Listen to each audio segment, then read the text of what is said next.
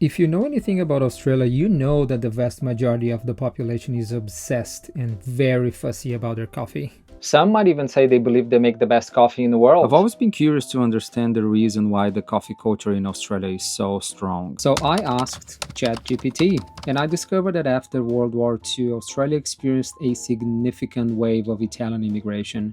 And Italians brought with them a rich coffee culture centered around espresso, which deeply influenced Australian tastes and standards for coffee. Which makes a lot of sense because if you really pay attention and you go inside a coffee shop, every second coffee machine you find is from a brand called La Marzocco, which you can guess by the name. It's an Italian brand, and to this day, the machines are still made in Florence, Italy. And the coffee culture in this country is so strong that even the giant Starbucks attempted to open a few stores around the country a few years back and failed big time. Because that's the thing, coffee culture in Australia is not only about the coffee. It's about the coffee shop and where it's located and who the barista is, where the coffee comes from and how and where the coffee is roasted. It's about the fact that the coffee shop has its own push bike rack in front of the shop so you can park your push bike while you're having your coffee, and a water bowl for your dog to drink water outside the coffee shop. The fact that the barista will likely walk from behind the coffee machine and bring you your takeaway coffee outside just because he or she noticed that you were having a chat to a friend just outside the coffee shop. Essentially, this was a long list of examples to tell you that coffee culture in Australia is about community. And sorry, but not sorry, Starbucks, and no thanks. I moved over to Australia 10 years ago, and I was a barista for the first 4 years of my journey. The first dollar I ever made in this country was behind a coffee machine. And I guess I can argue I've been a barista for the last 10 years because even after my journey as a barista, I've always had a coffee machine at home, and now I've got my own version of a mobile coffee setup in my van. Because one of the massive benefits of this super strong coffee culture in Australia is the fact that we can find good coffee everywhere, literally in every corner of every town. You can find an espresso bar, a coffee shop, a cafe, a coffee van. But can you make good coffee on a road, at the campground, or simply when you don't have access to good coffee? Of course you can, and I'm here to show you how. Mind you, this is about a latte art worthy, creamy type of coffee. This is not about your black coffee, quick and dirty coffee just to get you going. Nothing wrong with that. There is a place for a black coffee that you just,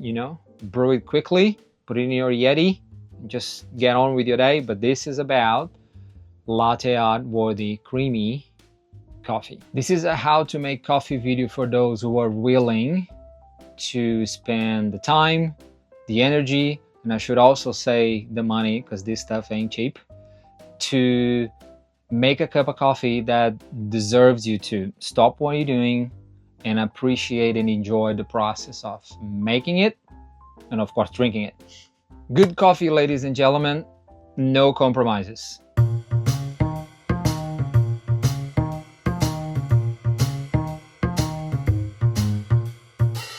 So now I'm going to run you through all the products that I use to make the best coffee anywhere, and 3 things that are really important. Number 1, I'm not sponsored by any of these brands. I purchased these products with my own money, and I'm also going to put the links in the description of the video for all the detailed reviews of all the products. Apart from the scale, I just couldn't really find a link for the review of the scale, and I don't think you really need it. It's just 2 buttons you're going to be pressing. It's super simple to use. But for the Wakeiko PicoPresso espresso maker and the Subminimal milk frother, you're going to want to watch the detailed reviews just because they have a lot of different parts and different ways to use it. And for those products, you really want to dial in and watch those reviews. And while I make the coffee, you're going to see in a little bit, I'm not going to be able to explain exactly how I'm using the products, but you're going to be able to get a good idea around the flow that I use to make the coffee. So having said all of that, now let me show you each one of them.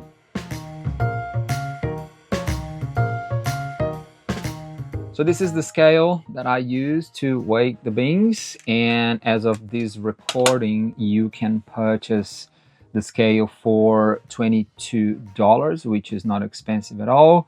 Very simple to use. Just push the button, says hello to you, and put it down, and you use it as a normal scale.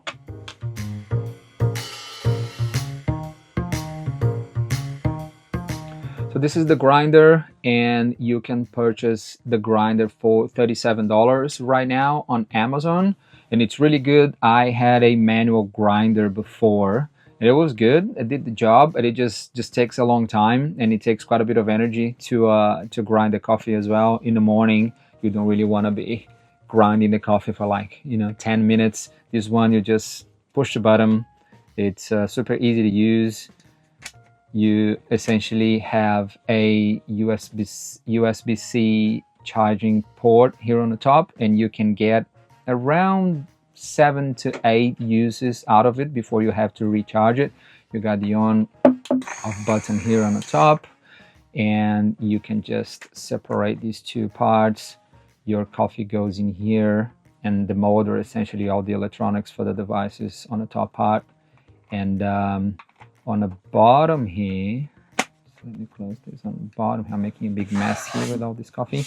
So essentially, for you to control the size of the coffee that you're gonna get, you can get it finer or coarser, depending how you want to do it. If you're brewing espresso, if you're doing a plunger, if you're using a different brewing method. But essentially for us here, because we're going to be making a latte, we are going to extract espresso. So I have this set up to be really fine, which is what you want. And this cup here is essentially where the coffee is going to drop as you grind your coffee. So this is the grinder. Really good purchase, quite cheap as well, and I'm pretty happy with it. And I still have the manual grinder here in the van with me in case this one fails and I want to still have my coffee in the morning. Of course, I still have another option. So I have a backup grinder in the van, but this is the one that I'm currently using, and it's pretty good.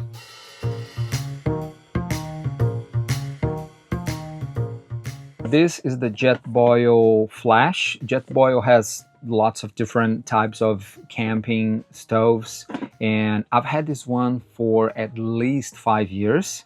If you're a camper, you probably know Jetboil. This is really good to always have it in a van, but I use this when I go on any type of camping trip, really, or even when I go backpacking. When I'm camping just with my backpack or with my push bike, I always have this with me. Right now, you can purchase this in Australia for $190, and essentially what you get inside here. So this is the form factor. It's super small, as you can see, and you have this sort of cup looking thing on the bottom that you can use even to drink out of if you want. It's got even measuring lines here. Yeah, you can see how, yeah, it's essentially one cup inside this plastic cup. And inside, when you get the lid off, you get your canister. This is propane. This is propane, yeah, propane canister that it's also from Jetboil, as you can see. And then you also get the stove itself, and you have a little button here to get the spark and start the stove, essentially. And this is your controller for how strong you want the flame to be. And there's another piece that comes with it that I couldn't find in a van today, which is a little tripod that you can use to put underneath this canister. So if you're on the go and then you have to place your Jetboil onto a rock, for example, or an uneven surface, you can use the tripod to stabilize it, which is pretty good. And yeah, I mean, if you're camping or if you're on the go, you want to have a Jetboil with you. The lid here, as you can see, there's a hole on top of the lid that you can use a plunger from Jetboil to make coffee inside the Jetboil. So you wouldn't even need to take a coffee maker with you on the road. You can just use the Jetboil. Straight from the Jetboil, you just put your boiling water here, you just put your coffee on top, and then you put the lid on. And I actually have it, I just couldn't find it as well.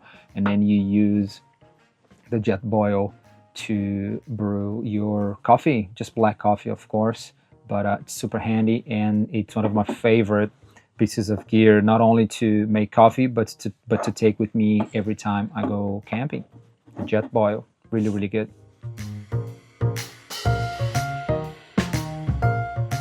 So this is the Wacaco Pico Presso, which, believe it or not, this tiny little thing is a espresso maker, which is insane. I'm going to show you what's inside. So it comes inside this really nice, I don't know what type of fabric this is, but it's a really nice case.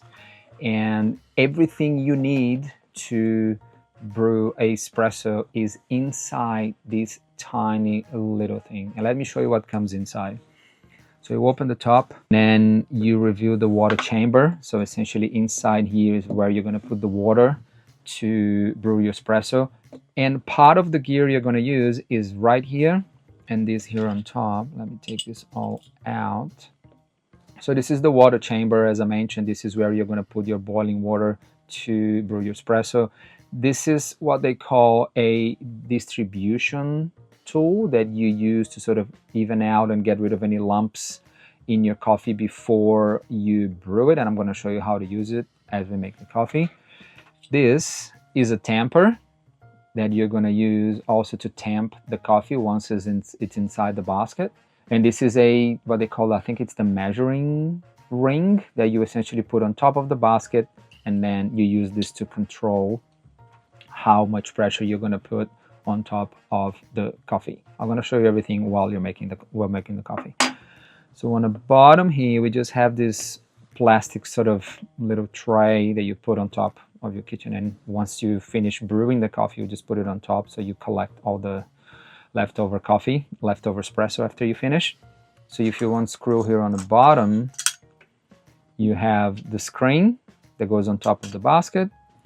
You have the basket itself, and I think we can put up to 22 grams of coffee, but I use a little bit less than that. And this is just the holder essentially for the basket. You just put the basket inside and then you screw it back on, of course, with the screen. Don't forget the screen, and I've done this a few times and it does not go well. Just put the screen, this guy back, and then you screw it once your coffee is there. But again, I'm going to show you everything just for you to see the bottom. This is where the water comes out of. And now to finish, let me show you the pump. So you probably wonder, how do you get the water through the chamber all the way down here to brew your espresso? So if you just twist this little guy here, that's your pump. So essentially you're going to be pumping this way to extract your espresso. And it's like incredible how you can have such a small form factor, all this stuff inside, and you can literally take this on the road and brew espresso on the go. I think it's fairly new. I think it came out around maybe 2 years ago. Yeah, no, it's incredible. I love this product, and sometimes I don't even make a full latte. I just get this one out and just brew myself espresso. Even if you want to have a long black or an Americano, it's super handy, and it works really well. I think I can say this is my favorite piece of gear, because even if you don't have milk with you or whatever, you can just still have a coffee and, you know, have espresso, which is pretty cool. And just before I forget, the price, of course, how much does this little thing cost? Funny enough, it's exactly the same price as the Jetboil, $190 as of this recording from the Wacaco website. I think you can find it cheaper if you look around the internet, but as of this recording, $190 for the Pico Presso.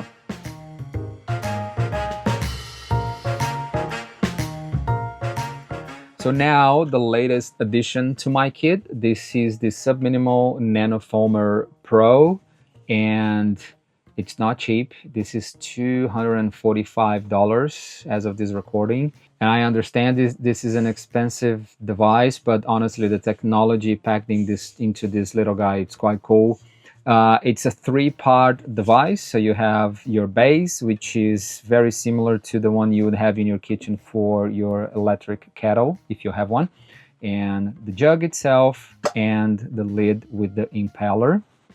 And I'm just going to put the base aside here because I don't really need this right now.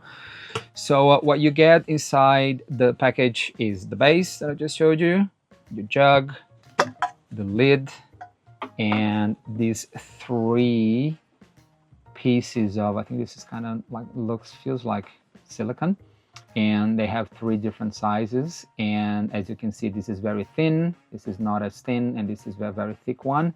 And they call this the flow controllers. And essentially how you use them, and I use the green most of the time. Let me first explain why they exist. This is going to control how fast or slow the milk is going to spin inside the jug as you're frothing the milk. And that of course affects how creamy the milk is going to be. And I think the black one is recommended for normal full cream milk. And then these two, the green and the blue, they're recommended for plant-based milk. And I use oat milk, so essentially for me, the green one is the right one. And watching the detailed review, you're going to be able to have a better idea on how to select yours. It's going to depend on what type of function you're using when you're operating the subminimal, and I'm going to show you that. And it's going to depend what type of milk you're using as well. And you probably wonder, how do I use it? Where do I put this thing? So essentially inside the jug, I'm not sure if you're going to be able to see here, you have these lines inside, and you can't get it wrong, to be honest with you, because you just drop it in between the two guidelines inside, and it's magnetic, and it's going to stick to the side of the wall here inside the jug. So you can't really go wrong. You have the two guidelines inside, and you also have the minimum and maximum line for your milk. There is a minimal amount of milk that you need to put inside the jug to be able to use it, and a max amount as well, of course, so you don't want to, get milk everywhere and overfill it. But so this is the Subminimal Nanofoamer Pro.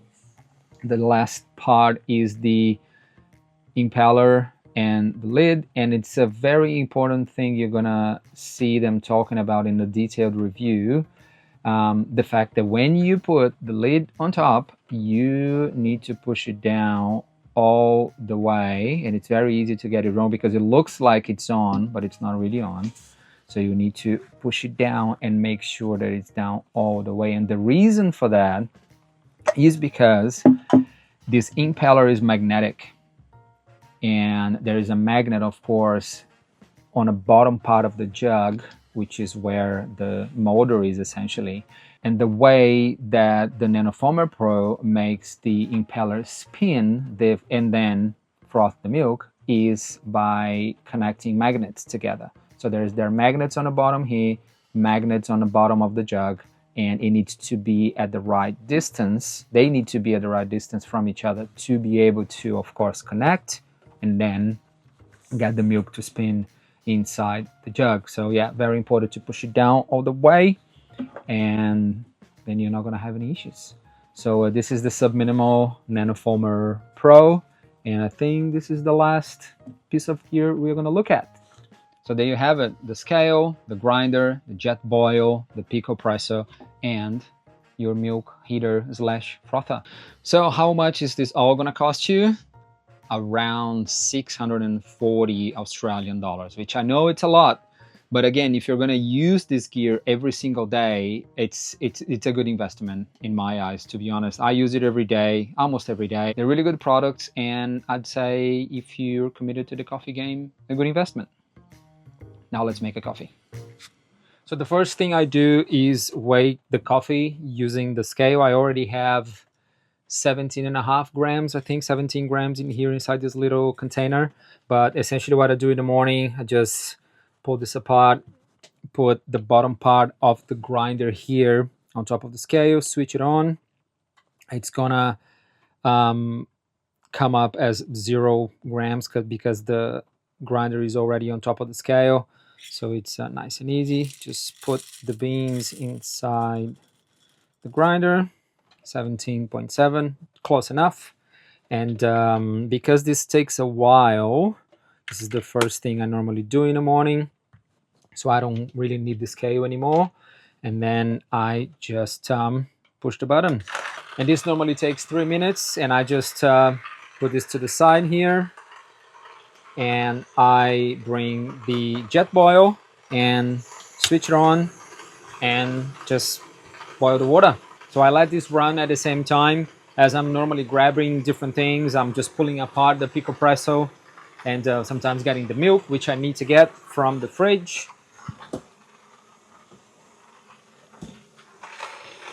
Just put it over here. I'll put the Jetboil to the side.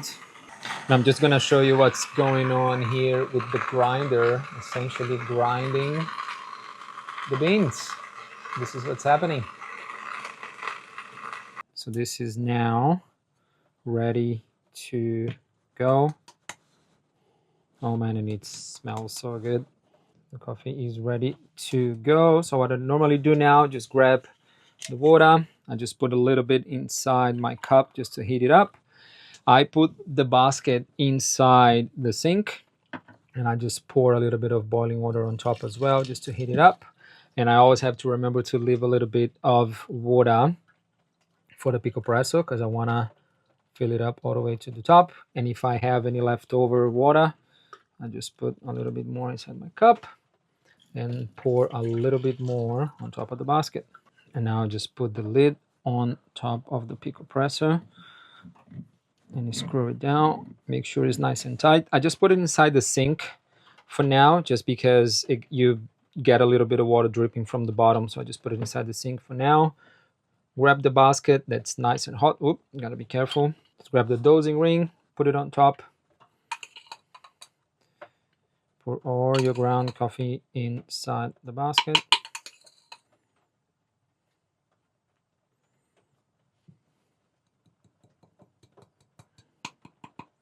There we go.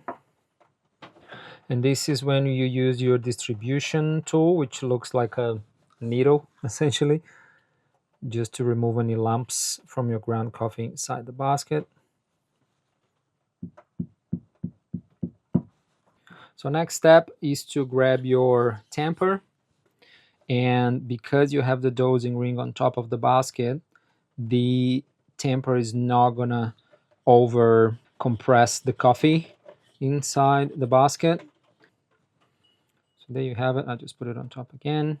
Don't put too much pressure down, just to even it up on top.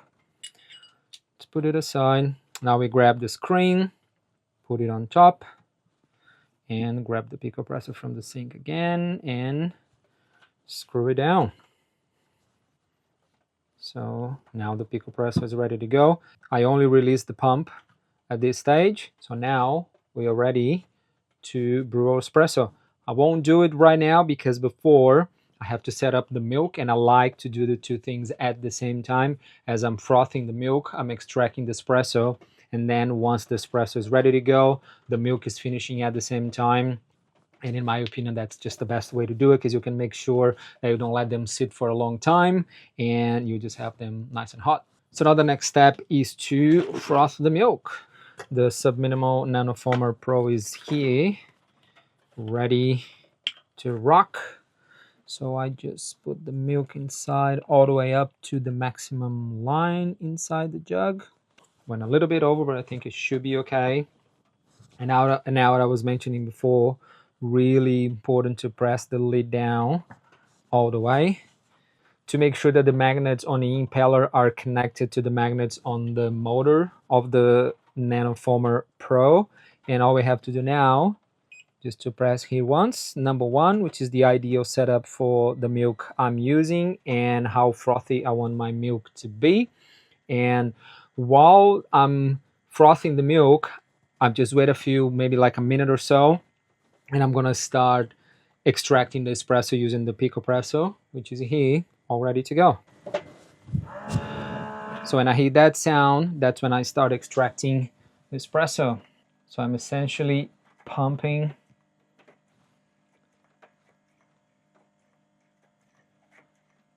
and within like normally 15-20 pumps, I'm going to start to see the coffee showing up on the bottom. And again, this is happening at the same time as I'm frothing the milk. I am extracting the espresso, which is essentially what you would do in a normal situation on a coffee shop. There we go. The coffee starts to drip, and here's our espresso.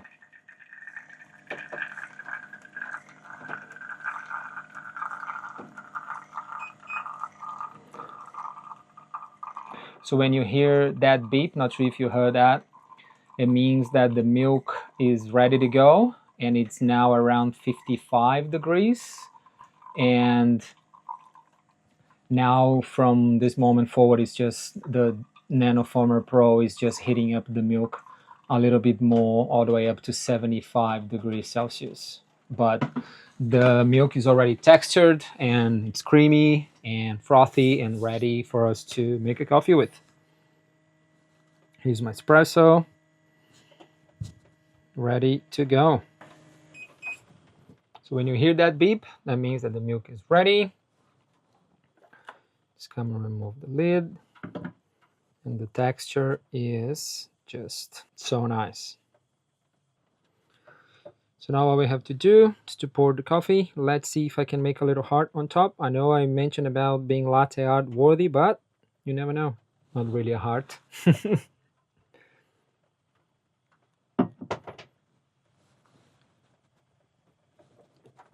Oh man, it's just so good. This is so nice. One of the things that you want to do straight away after you finish using the Nanoformer Pro is to clean it, because the milk is hot inside the jug, and if you let it sit for a few minutes, you're going to start getting milk scums on the bottom, and they're really hard to remove, and then you're probably going to scratch it. You scratch the jug when you try to remove them. So it's a pretty good practice to just wash it straight away. And you want to do the same thing with the lid and the impeller, because you can get a little bit of milk just dry here inside the screen. So it's a really good practice just to at least rinse it with water straight away. And once you do that, you can enjoy the rest of your coffee. Oh, this is nice. So good. Man, the fact that you can have this quality of coffee in a day like today, it's raining outside. Not sure if you can hear the rain, but in your van or wherever you are, really, it's just crazy. It's just so good. And I know that I mentioned about the coffee being latte art worthy, and I couldn't really make a nice heart on top. I promise I can make really pretty latte art, but I'm still trying to figure out the latte art situation with the jug. And I've seen guys doing it on YouTube. Actually, probably going to see on the review that I'm linking below, that they can make like perfect cafe quality latte art using full cream milk. It's a bit of a challenge to do with plant-based milk, but with full cream milk, it's a little bit easier if you're a barista, you know. But I mean, the taste is the same. You just don't have the nice rosetta or the heart on top. So I think this wraps up the video. I'm going to finish enjoying my coffee. Thank you very much for watching. I hope you learned a thing or two about how to make really good coffee anywhere, on the side of the road, at the campground, or just even at home if you don't have an espresso machine. That's the kind of gear that you can have that would replace or, do pretty much the same thing that espresso machine would do. And don't forget to check the links in the description of the video for the detailed reviews of each one of the products I used in this video. The links if you want to purchase the products as well. And I think I'm gonna finish enjoying my coffee. I'm gonna clean all this mess and I'm gonna sign off. Thank you very much for watching, and I'll see you in the next one.